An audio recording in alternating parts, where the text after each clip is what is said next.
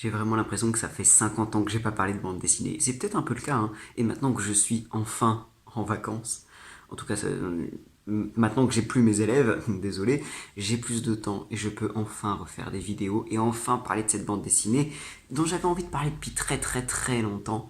Une bande dessinée que tout le monde peut lire. C'est pas comme Podom où là, bon, c'est plus pour un public adulte. Là, cette fois, cette bande dessinée là, vous pouvez la lire à partir de, je sais pas, 11-12 ans, peut-être 10, ça dépend. Vous êtes un jeune ado, allez-y, lisez-la. Vous êtes un ado, un adulte, un jeune adulte, une personne âgée, lisez-la. C'est hyper important. On va parler de culotté.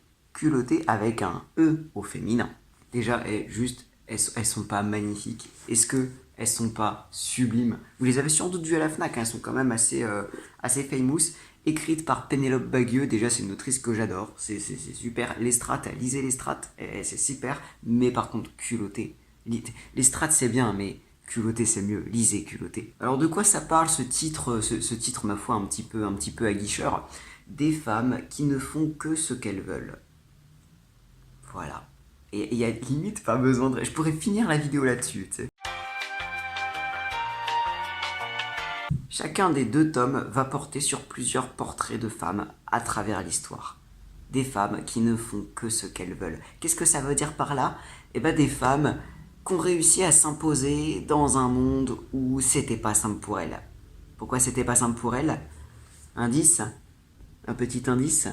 Ah bah oui, la plupart du temps, c'est parce que c'était des femmes. Il y a un mot qui fait bondir en ce moment, hein, c'est le mot patriarcat. À chaque fois qu'on utilise le mot patriarcat, c'est l'extrémisme. Mais écoutez, c'est pas un gros mot, patriarcat. Patriarcat, ça désigne une société où l'homme a le pouvoir. Mais comment dire, ça a été le cas pendant très très longtemps et c'est encore le cas aujourd'hui dans beaucoup de pays. Donc ces femmes-là, donc à travers l'histoire, hein, elles ont réussi à s'imposer dans plein de domaines différents, dans une société où être une femme, c'était pas facile. Et puis des fois, c'est être une femme et être noire aussi, ou être une femme et être d'un milieu pauvre, ou plein d'autres choses. Ou être une femme et ne pas être dans les standards de beauté. Donc t'apprends beaucoup, beaucoup de choses. Et c'est des femmes quand même assez badass finalement. Déjà, un premier point super dans ces bouquins, c'est que t'apprends plein de choses, t'apprends plein de portraits. De tous les portraits qu'il y a dans les deux tomes, j'en connaissais que trois. Je connaissais Joséphine Baker, Nelly Bly et Las Mariposas. Et encore, je connaissais pas grand chose finalement. Après avoir lu la BD, je me rends compte que je connaissais très peu de choses de ces personnes.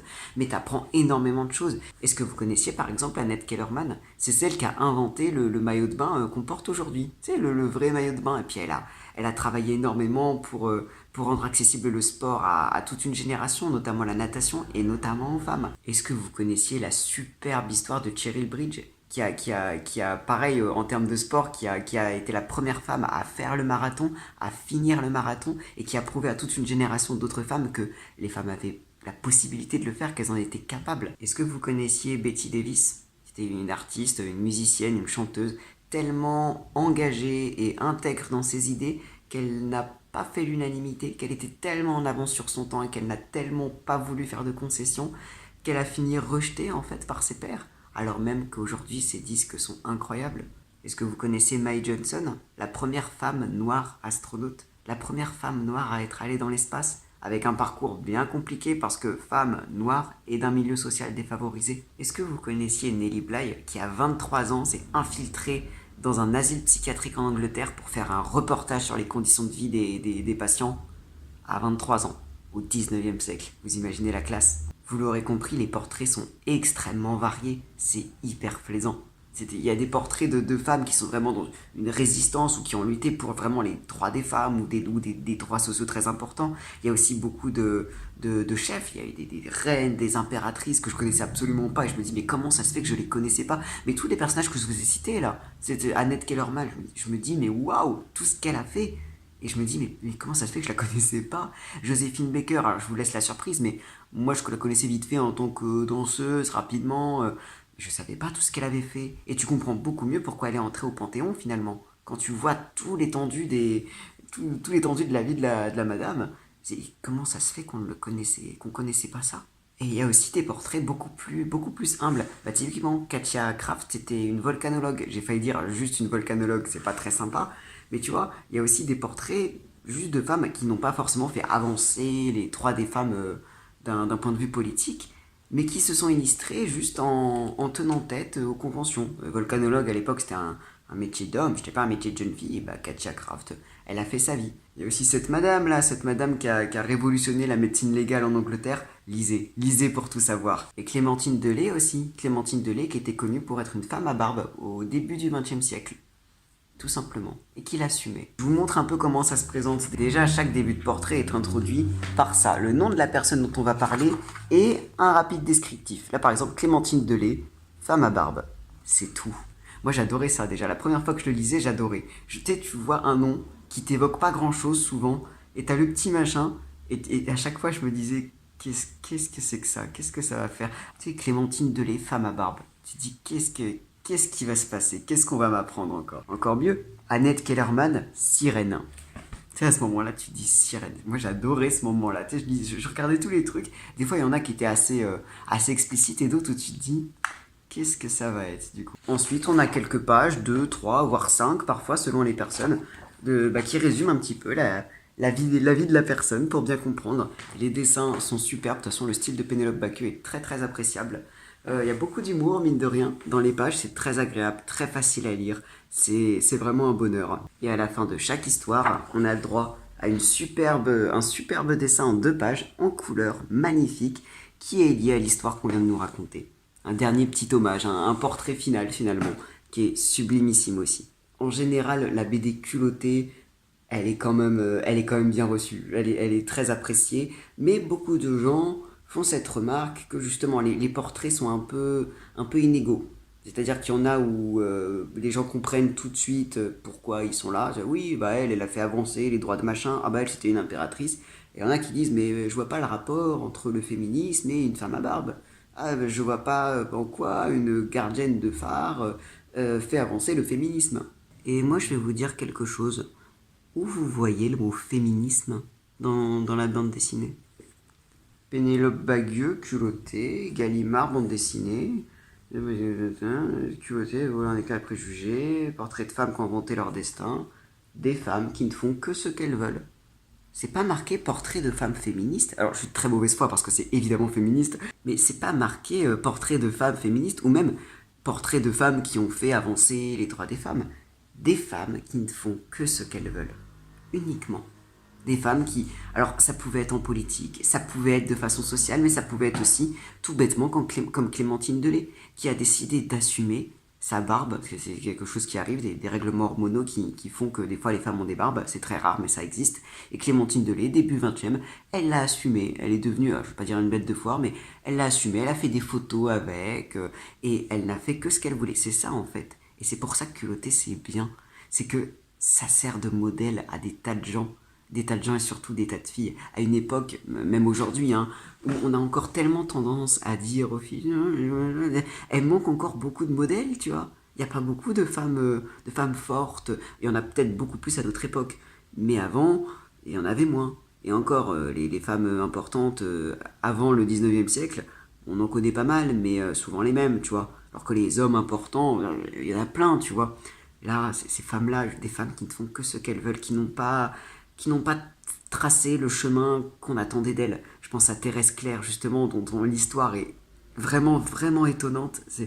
Ça fait du bien d'avoir ce genre de femmes, c'est inspirant ce genre de parcours. Et je dis pour les femmes parce qu'elles ont d'autant plus besoin d'avoir des identifications fortes. Mais même pour les hommes, je veux dire, Nelly Bly, mais incroyable personnage. C'est fou, quoi. Je note aussi la classe de Pénélope Bagieux d'avoir choisi aussi une femme trans dans ses portraits. Christine Jorgensen, que je ne connaissais pas d'ailleurs.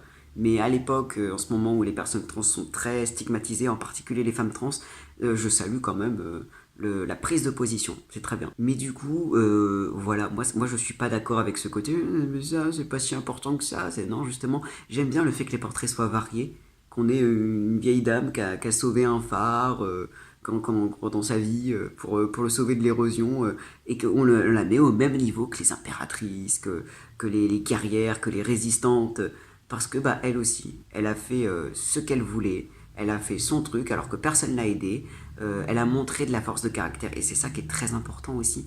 Je pense aussi à Tove Jansson qui a inventé l'histoire des moumines. Vous connaissez les moumines? C'est quand même assez célèbre. Son histoire, elle est belle aussi.